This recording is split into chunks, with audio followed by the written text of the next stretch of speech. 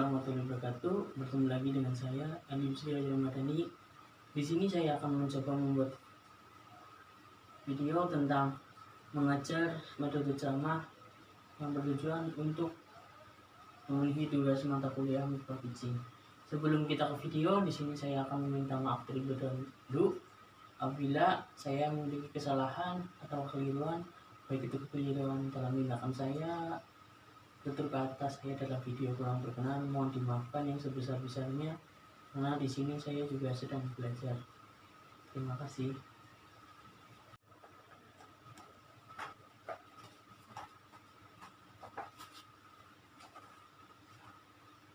Ya, selamat pagi anak-anak. Sebelum kita mengawali kegiatan belajar mengajar pada pagi hari ini, alangkah baiknya kita berdoa terlebih dahulu menurut agama dan kepercayaan masing-masing. Berdoa mulai. Selesai. Ya, seperti biasa, sebelum kita masuk ke materi, di sini Pak Guru akan mempresentasi dulu mengecek kehadiran siapa yang tidak berangkat. Ya, dimulai dari Agus, Anggita, Bayu, Caca, Eca, Dono, Beba, Gilang. Ya, alhamdulillah pada pagi hari ini presensinya masuk semua dan semoga kita selalu senantiasa diberikan kesehatan agar kita bisa menuntut ilmu, kita bisa masuk ke kelas menuntut ilmu dengan baik. Ya, pada minggu kemarin kita telah mempelajari tentang ruang lingkup sejarah. Pada minggu kali ini kita akan memasuki bab baru, yaitu tentang sejarah sebagai ilmu kisah, peristiwa, dan seni.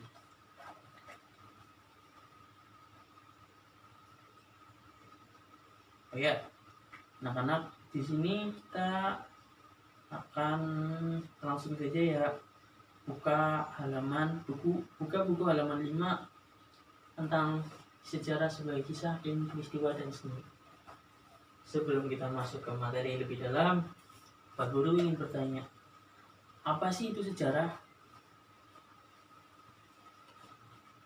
Ya, betul sekali. Sejarah adalah suatu bidang ilmu yang mempelajari atau meneliti atau mengkaji secara sistematis tentang keseluruhan perkembangan masyarakat serta kemanusiaan pada zaman lampau dan juga beserta segala kegiatannya, baik itu kegiatan perekonomian, kegiatan sosial budaya, dan macam-macam. Ya, langsung saja. Di sini kita langsung masuk pada materi sejarah sebagai ilmu kisah, peristiwa, dan seni. Sejarah sebagai ilmu. Sejarah sebagai ilmu memiliki arti sebagai suatu pengetahuan tentang peristiwa yang terjadi di masa lampau dan kemudian disusun kembali secara sistematis. Ya, seperti contoh peristiwa proklamasi kemerdekaan. Sejarah sebagai ilmu adalah ilmu pengetahuan tentang peristiwa yang terjadi di masa lampau yang kemudian disusun secara sistematis. Adapun ciri-ciri tentang sejarah sebagai ilmu yaitu 1. Empiris. Empiris berasal dari bahasa Yunani yang empiria, yang artinya suatu pengalaman atau penemuan atau pengamatan. Sejarah sebagai ilmu bersifat empiris karena melakukan kajian yang pada peristiwa yang terjadi di masa lampau yang kemudian ditulis kembali secara sistematis. Yang kedua, sejarah sebagai ilmu memiliki ciri-ciri objek. Itu perubahan perkembangan pada manusia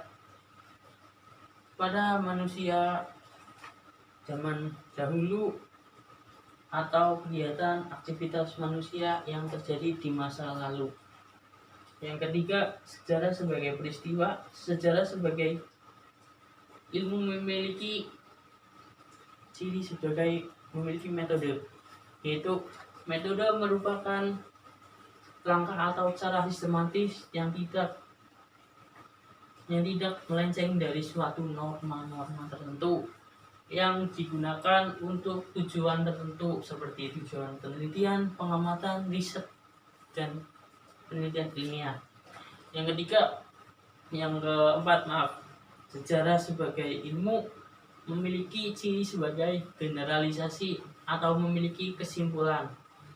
Artinya, sejarah memiliki kesimpulan yang bersifat umum yang ditarik dari suatu pengamatan. Artinya,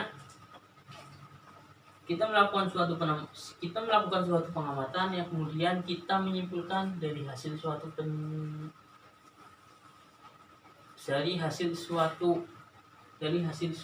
pengamatan kita. Yang selanjutnya yaitu contoh tentang sejarah sebagai ilmu, yaitu 1.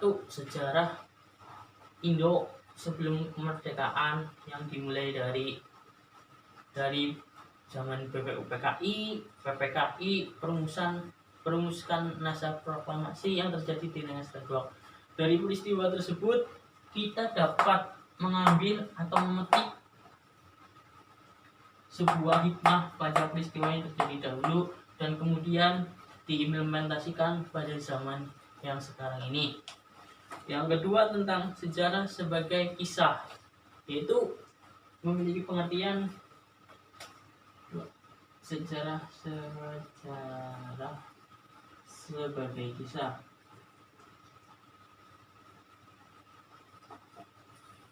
Sejarah sebagai kisah memiliki pengertian yaitu suatu peristiwa sejarah yang pada masa lalu dikisahkan kembali dalam bentuk sebuah cerita. Data itu bersumber dari data sumber tertulis seperti banyak ditemukan sebuah kitab-kitab di sebuah daun lontar kering atau di sebuah kulit kayu pada zaman dahulu. Karena belum mengenal sebuah kertas, nenek moyang kita atau manusia praaksara misalnya menulis pada dinding gua ataupun di kulit kayu. Yang selanjutnya, sejarah sebagai peristiwa atau sejarah sebagai kisah seperti dicontohkan sebagai misal sejarah perang antara Korea Utara dan Korea Selatan. Misal sejarawan tentang Korea Utara menuliskan sejarah tentang perang tersebut, tentu saja memiliki perbedaan antara Korea dan Utara dan Korea Selatan. Tentu saja memiliki sebuah perbedaan yang dikisahkan oleh pihak Korea Selatan. Misalnya pada zaman dulu Korea Selatan menang perang, tapi ditepis oleh pihak Korea Utara. Seperti itu. Selanjutnya kita masuk ke sejarah sebagai peristiwa. Yang ketiga, sejarah sebagai peristiwa. Sejarah sebagai peristiwa memiliki arti sejarah merupakan realistis yang sekali terjadi dan tidak dapat berulang kembali. Bisa terulang kembali peristiwa serupa, tetapi konteks antara ruang dan waktunya berbeda. Suatu peristiwa bisa dikatakan sejarah sebagai peristiwa harus memiliki 3 kriteria atau kategori. 1. Unik dalam artian peristiwa tersebut memiliki ciri khas atau kekhasan sendiri. Yang kedua, berpengaruh bebas. Di sini berpengaruh bebas artinya peristiwa tersebut memiliki dampak yang besar terhadap jalannya kehidupan suatu kelompok, baik itu kelompok dalam nasional, lingkup nasional, ataupun dalam lingkup internasional. Yang ketiga harus bermakna. Artinya peristiwa tersebut artinya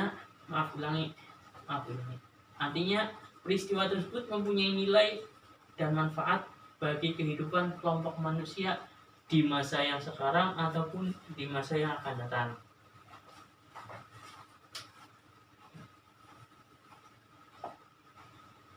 Yang keempat, tentang sejarah sebagai seni.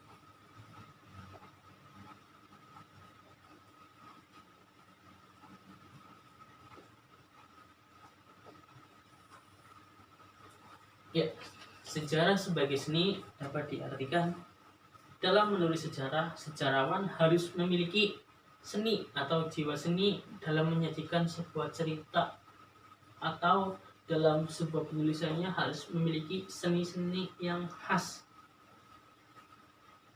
Sedangkan seni dalam sejarah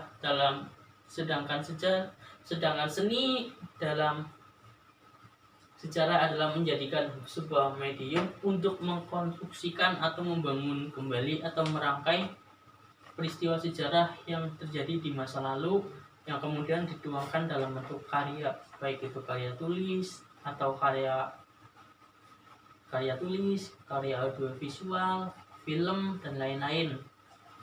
Sedangkan kita lanjutkan masuk ke fungsi sejarah sebagai seni, yaitu fungsi ilmiah. Sejarah sebagai seni memiliki fungsi. 1. Fungsi ilmiah artinya sebagai pengumpulan ilmiah atau sebagai pengumpulan karya ilmiah. Yang kedua, sejarah sebagai seni memiliki fungsi imajinatif, karena sejarawan harus menyeleksi atau memilah fakta yang menarik, dan juga harus menyeleksi fakta yang berupa data belum valid atau opini. Yang ketiga, sejarah sebagai seni memiliki fungsi sastra, artinya sejarah sebagai seni sebagai bentuk penyajian hasil ilmu dan imajinasi dalam bentuk yang semenarik mungkin, seperti berkaitan dengan sejarah sebagai seni sebagai yang tadi Pak Guru jelaskan. Seni dalam sejarah memiliki arti sebagai medium dalam penulisan sebuah sejarah yang bertujuan untuk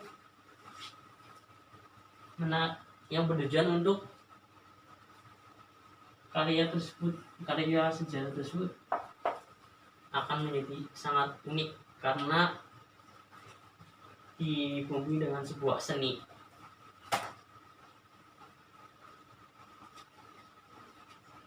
Ya, sehubungan dengan waktunya sudah menunjukkan 9, sudah waktunya istirahat. Jadi Pak Guru tutup proses belajar mengajar pada pagi hari ini. Sebelum Pak Guru menutup KPM pada siang pagi hari ini, pesan Pak Guru tetap pelajari di rumah tentang bab sejarah sebagai ilmu kisah peristiwa dan seni yang di halaman 5 dipelajari terlebih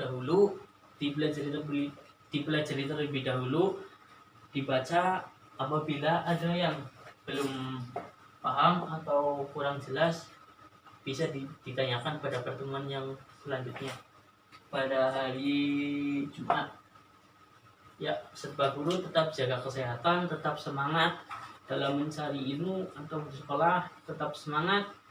Sekian dari Pak Guru. Wabillahi taufiq wal hidayah. Wassalamualaikum warahmatullahi wabarakatuh.